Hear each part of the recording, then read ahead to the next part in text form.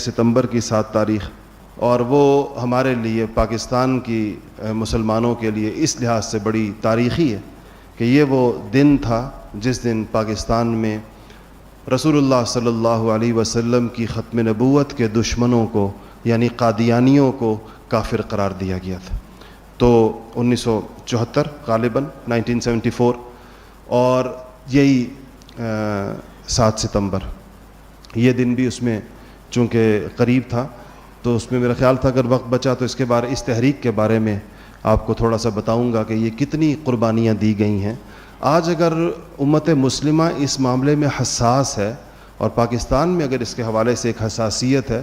تو ہمارے حکمرانوں کو اس حساسیت کو سمجھنا چاہیے۔ ہر دور میں کوئی نہ کوئی چھیڑخانی اس قوانین کے حوالے سے، ان مسائل میں ان لوگوں کو بلا وجہ مشتعل کرنے کا باعث بنتی رہتی ہے۔ یہ قانون ایسے آسانی کے ساتھ نہیں بنا تھا، اور جو لوگ یعنی ظاہر بات ہے کہ ہم نے تو وہ دور نہیں دیکھا، ہماری پیدائش سے پہلے کی باتیں پڑھا ضرور ہے ہم نے اس کو، لیکن شاید اس مجلس میں کچھ ایسے بزرگ ضرور بیٹھے ہوئے ہوں اس عمر کے لوگ جنہوں نے تحریک ختم نبوت کو دیکھا ہوگا، یا انہوں نے کم سے کم اس کی خبریں سنی ہوں گی اس دور کو، کہ وہ بڑی جس کو کہنا چاہیے ایک طویل تاریخ تھی، ایک پوری تحریک تھی، اور بڑے ملک کے طول و عرض میں اس پر، حالانکہ ایک اسلامی ملک تھا پاکستان، اور ایک اسلامی ملک میں اس بات کے جو لوگ رسول اللہ صلی اللہ علیہ وسلم کو خاتم النبیین نہیں مانتے اور کسی اور شخص کو نبی مانتے ہیں آپ کے بعد، یہ اس کو بتانے کے لیے یا اس کو قانون کا حصہ بنانے کے لیے اتنی جانوں کا نذرانہ کیوں پیش کرنا پڑا، اس کے لیے اتنی سینکڑوں ہزاروں شہادتیں کیوں دینی پڑیں، یہ ایک ایسا تاریخی معمہ ہے جو کبھی کسی کو، یعنی اگر تو ملک مسلمانوں کا نہ ہو یا اس میں مسلمان اکثریت میں نہ ہو پھر تو سمجھ میں آنے والی بات ہے، لیکن اس سے آپ اندازہ لگائیں کہ اس بات کو بھی ملکی قانون کا حصہ بنانے میں، اور اس بات کو بھی ملکی دستور کا حصہ بنانے میں کہ وہ جو شخص رسول اللہ صلی اللہ علیہ وسلم کو خاتم النبیین نہیں مانے گا یا آپ کے بعد کسی اور شخص کی نبوت کا قائل ہوگا وہ مسلمان نہیں ہے، اس کے لیے بھی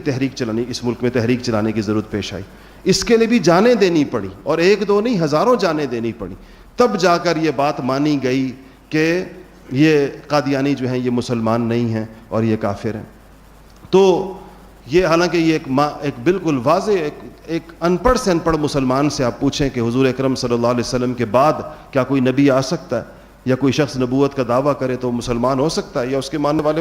اس کو 2 + 2 = 4 کی طرح کی ایک بات ہے جو سب کے علم میں ہے، وہ چونکہ اسی موقع پر ہوئی، ہمیں اس کو تازہ رکھنا چاہیے، اس موضوع کو، اس تحریک کو، ختم نبوت کی تحریک کو، اس کے لیے دی گئی قربانیوں کو،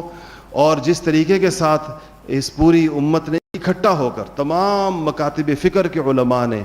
ایک پلیٹ فارم پہ کھڑے ہو کر جو اس بات اپنے امتی ہونے کا ثبوت دیا کہ رسول اللہ صلی اللہ علیہ وسلم کی ختم نبوت کے معاملے میں ہمارے درمیان کسی قسم کا کوئی اختلاف نہیں ہے، یہ ایک اس امت کی ایک یکجہتی کا بھی ایک بہت بڑا ثبوت تھا جو اس دور میں ہمارے بزرگوں میں سے حضرت عطا اللہ شاہ بخاری رحمۃ اللہ علیہ کے بارے میں آتا ہے، انہوں نے بڑی قید و بند کی صحبتیں برداشت کی اس سلسلے میں، تو ایک بڑے ہی روایتی قسم کے پیر صاحب تھے اور وہ بھی جیل میں تھے، تو حضرت اللہ شاہ بخاری رحمۃ اللہ علیہ ان کی خدمت کیا کرتے تھے، کہتے تھے کہ انہوں نے کبھی مشقت نہیں دیکھی، یہ تو آپ کو پتہ ہے پیروں کا ایک اپنا لائف سٹائل ہوتا ہے،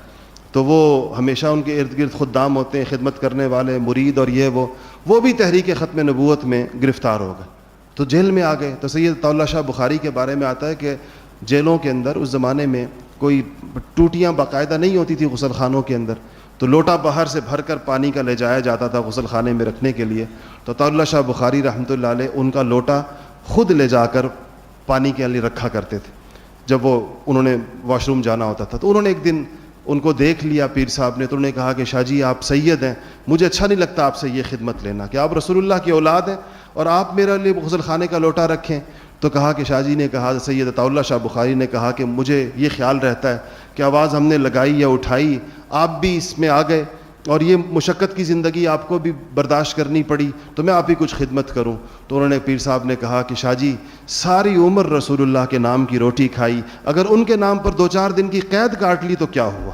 کہ ساری عمر ان کے نام کی روٹی کھائی. تو اگر ان کے نام کے پر 2-4 دن کی قید آ گئی تو اس میں کون سی ہے؟ یہ جذبہ اس زمانے میں ہر طبقے کے اندر تھا. اللہ جل شانہ اس کو باقی رکھے اور مجھے اور آپ کو بھی اسی عقیدے پر زندہ رکھے اور اسی پر موت دے. وآخر دعوانا الحمدللہ رب العالمین.